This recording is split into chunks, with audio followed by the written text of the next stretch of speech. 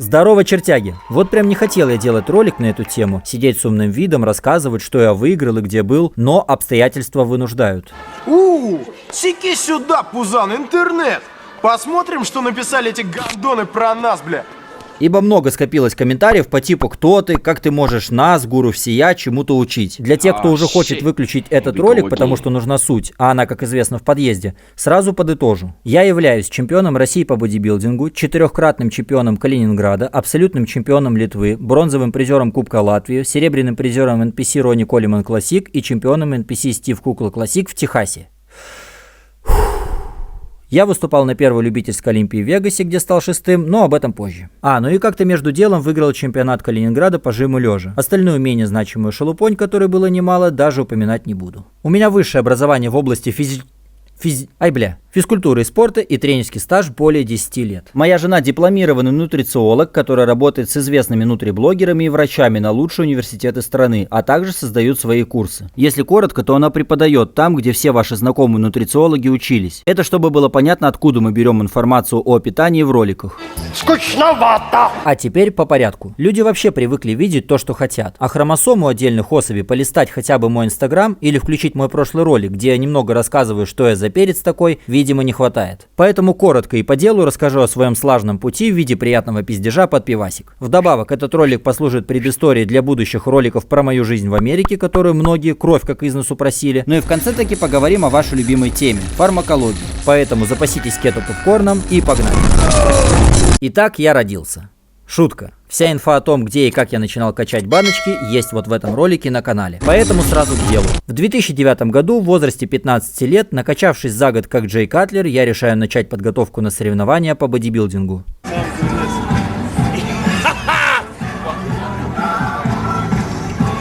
Зачем? Чтобы быть крутым во дворе, раздавать пиздюлины своим врагам одним только взглядом, и чтобы потом на границе США меня как задрота погранцы не развернули, а сразу поняли, что я свой пацан, и приняли в свою американскую качалку. Цель – выиграть все, что успею до 21 года, и уехать с этой богом забытой земли покорять Америку. Привет, I'm American girl. Я приехать в гости в Russia. Сейчас, чтобы было понимание, в какое время я начал заниматься и выступать. Из информации у меня были только журналы из прессы. Контакт только разрастался, в нем практически не было инфы об этом спорте. YouTube пестрил только редкими мотивашками тренирующихся котлет под музыку, где хрен что разберет. А в этом вашем интернете по теме существовали только форумы, где качки со всей страны обсуждали, какой у него размер полового бицепса. На вопрос, чем ты занимаешься, просто бодибилдингом не хватало. Мало кто знал, что это. Приходилось объяснять. Хулиганы.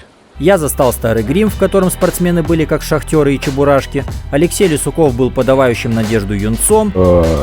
Держаться тяжело. А вот так выглядели в мое время первые спортсменки категории бикини до того, как они поняли, что можно есть стероиды.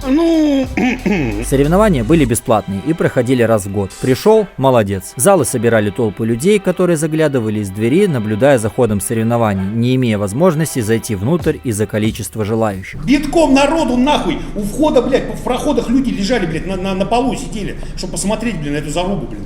И зайти было, открываешь двери, и народ стоит вот так вот, с толпой. Вот было, интриги были. И вот в 16 лет, вооружившись всей этой инфой, которой, напомню, не было, и накачавшись уже как Ронни Колеман, я в первый раз вышел на сцену Калининграда в ожидании тотального совершенства. Мне дали поджопник и сказали: иди качайся еще, парень. Я стал вторым среди юношей до 18 лет среди 5 человек. Первым стал Рома Воскобойников, который через 2 недели выиграл еще и чемпионат России. А я пообещал вернуться в следующем году уже как мутирующий Ронни Колеман после введенного Т-вируса. Вообще было круто. Я выходил из дома в 7 утра с 3 сумками, так как носил учебники, еду на день и сумку для тренировки. Утром я учился в школе. Для подготовки к России зауч мне лично разрешила выходить с уроков, чтобы есть по времени. Это просто невыносимо. Я попросила ребят отнести 4 парты на первый этаж. Ваш сын с кликом Lightweight Baby выкинул одну из окна. Примите меры и заплатите за углы. Затем шел на работу в магазин спортивного питания моего первого тренера Александра Молодых. Там делал уроки, а после шел в зал на 3-часовую тренировку. Нахера так долго? Мне было просто в кайф. В летние каникулы по утрам вместо школы работал дворником у мамы в детском саду. Деньги тратил на протеин, поэтому по городу перемещался пешком, за день нахаживая по 20 000 шагов. Возвращался домой в 10 часу, ел 8-й раз и падал спать, чтобы завтра начать все сначала. Рутина, ёпта.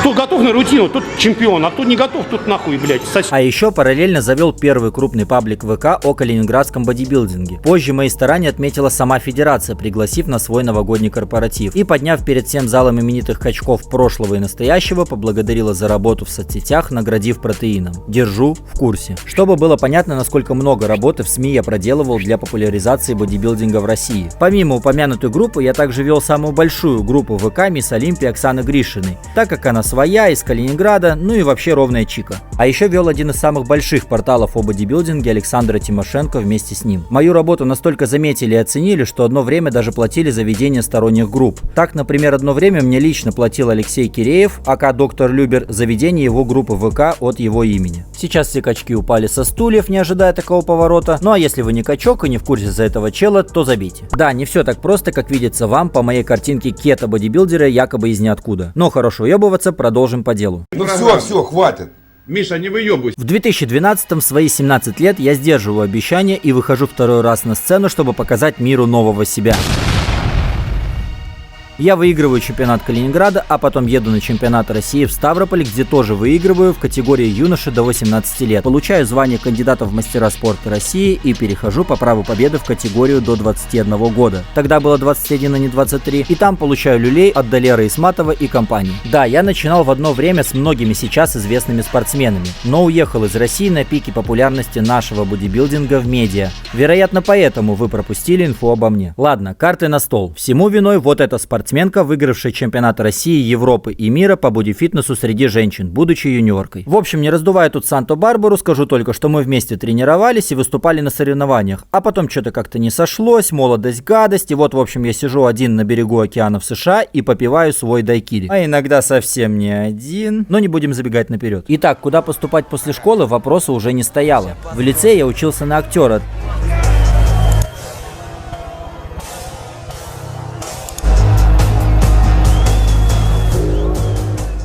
Там же, где учились сестры Ангольц и еще менее известная элита российского кино. Но дилдобилдинг затянул, и я, взяв пример с молодого Арни, рассудил, что в спорте больше шансов чего-то добиться пока молодой, а вот актером можно и потом. Поэтому я поступил в Балтийский федеральный университет имени Канта на направление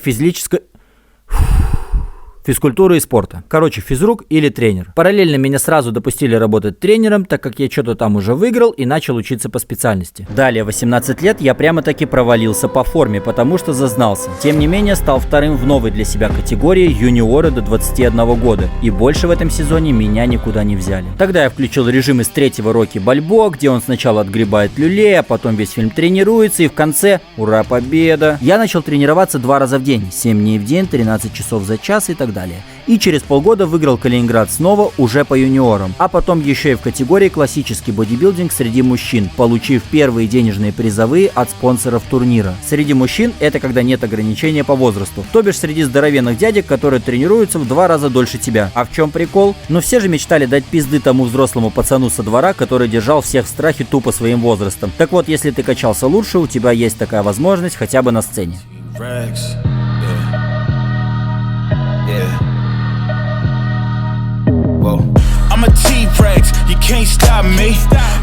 Вообще, эта форма, по моему скромному мнению, была лучшей в моей карьере. Да, я добавил объемов и улучшил слабые места позже в США. Плюс с возрастом мускулатура приобретает более законченный, собранный вид. Бодибилдинг — это все-таки возрастной вид спорта. Но если брать совокупность всех факторов в одно слово «кондиции», тут сошлись все звезды. А мой вес был рекордным на сцене за все время выступлений — 84 килограмма. Это был 2013. Страна готовилась проводить Олимпиаду в следующем году и урезала бюджет всех неолимпийских видов спорта. В общем, нам сказали, что сейчас в стране пох, насколько у тебя крутая форма, и билет на Россию и чемпионат мира, а также все расходы теперь только за свой счет.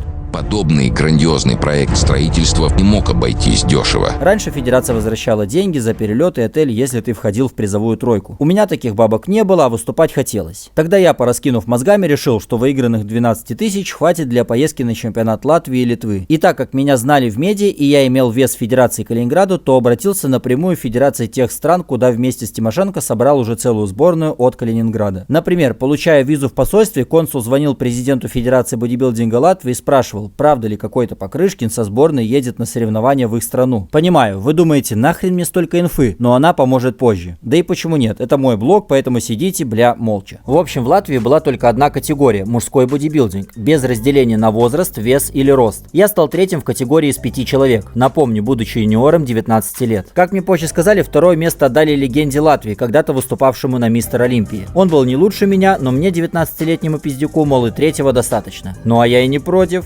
Далее, по личному приглашению Федерации Литвы я выступил на коммерческом турнире Savickas Classic в Вильнюсе, где давали приличные бабки. Я, кстати, узнал об этом уже после и выступал тупо для фана. Но по итогу оказалось, что все остальные были в курсе, и туда съехался весь высший свет. А я, увидев на взвешивании мутантов, отдаленно напоминавших людей, рассудил, что в бодибилдинге мне делать нечего, и снова залез в категорию классический бодибилдинг. Ах да, классический это типа для дрищей. Стал 4-м из 8, все так же во взрослой категории, будучи юниором. Не обошлось без казусов. Помните, я сказал, что нас пригласили на этот турнир? Так вот, один чел с Федерации пообещал оплатить проживание в отеле, лишь бы мы приехали и, как я понял позднее, заплатили взнос. А по приезду он хотел было нас кинуть, но мы-то тоже не пальцем деланные, я разрулил, вышел на главного, в итоге все выглядело так, что это могло стать скандалом государственного уровня. Мол, в гости приехали приглашенные спортсмены с другой стороны, а их оставили на улице. И вот я, как сейчас помню, этот тип, который 5 минут назад говорил, что у него нет денег на нас, достает огромную охапку денег и выделяет оттуда нам несколько бумажек на отель, не сделавших его охапку меньше. Одним словом, Муди не очень хороший человек, осуждаю. А по приезду домой мы выясняем, что из-за этого скандала его отстранили от Федерации, последовали кадровые перемены и ему пришлось пойти в тренеры.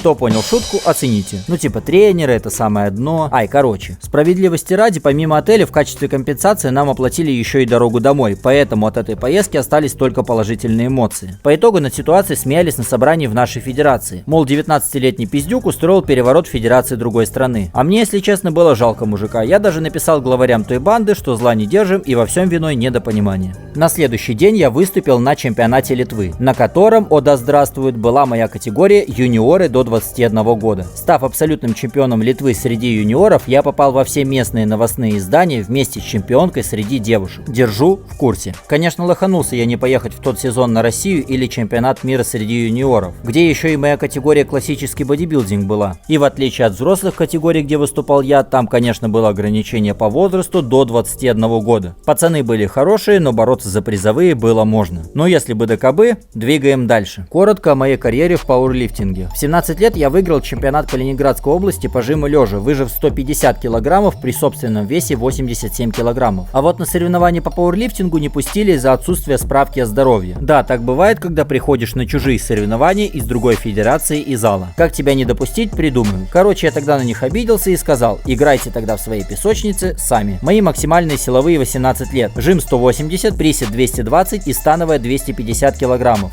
Без экипировки, но и без всяких остановок, поэтому по 20 килограммов сжима и приседа можно смело скинуть. Оставил на десерт вкусненькое. А чё по фарме, Никитос? С пеной у рта вижу ваши пытливые умы. Сразу обозначу, что все, кто выступает на соревнованиях по бодибилдингу и показывает какую-то неплохую форму, а тем более выигрывает, юзает витаминки. Не хочу пропагандировать, поэтому если вы не поняли, в чем суть, то вы счастливый человек, идите закупите протеина по акции на Озоне и живите счастливо. Для всех остальных, естественно, я тоже принимал эти витаминки. И в то время не было спортивных врачей на каждом углу, а в этих ваших интернетах можно было откопать разве что рецепт приема аспирина. Поэтому делали все по стандарту и максимально тупо. То было давно, сейчас я чист последние лет 5. Вернул форму после армии без запрещенных веществ.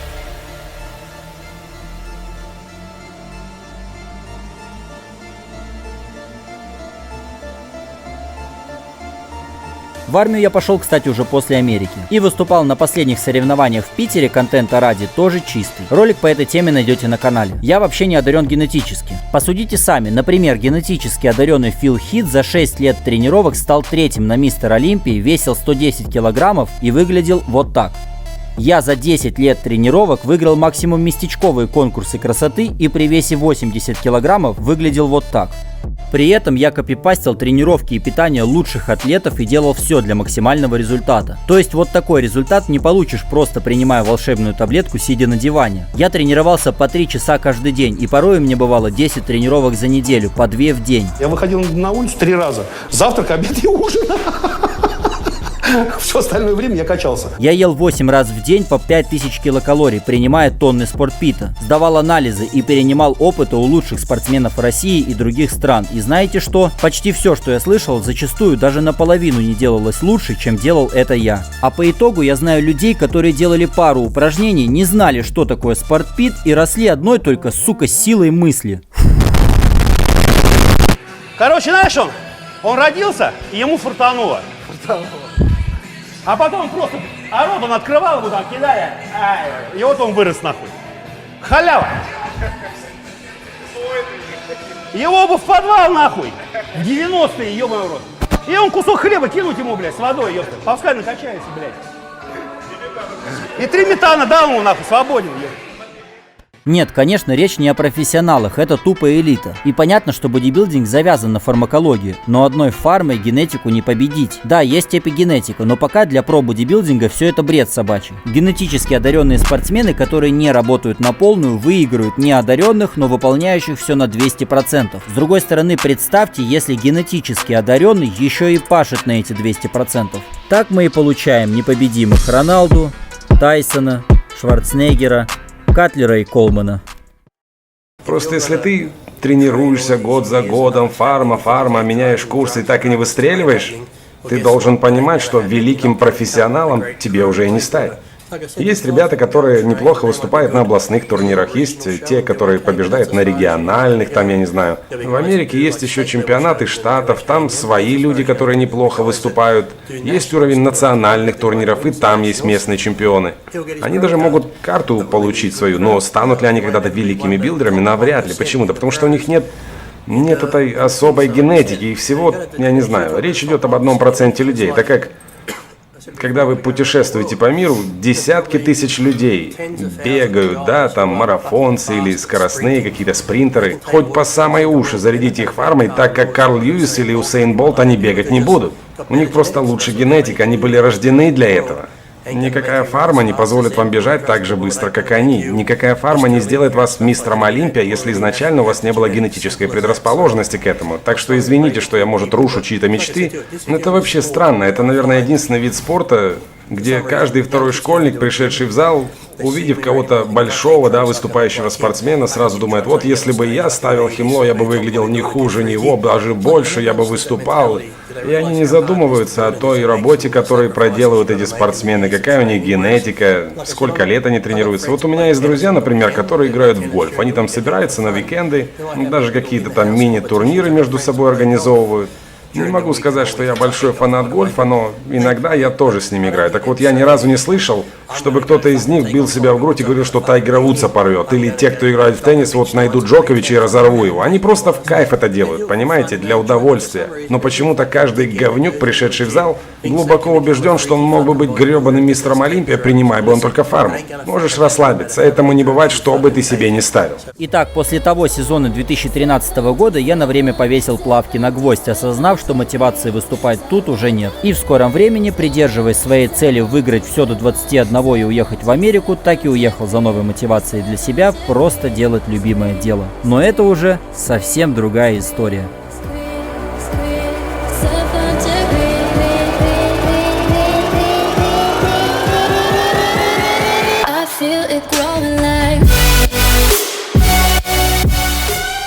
Качки, чьи религиозные взгляды были задеты, прошу не принимать на свой счет. Это всего лишь развлекательный контент, где, как говорится, ради красного словца можно и не пожалеть родного качка. Пожалуйста, напишите в комментариях, как вам контент подобного плана. Было весело или скучно, и стоит ли продолжать эту историю. Не забывайте подписаться, впереди история о жизни в США. И, как всегда, всем йоу, чуваки, и до скорого.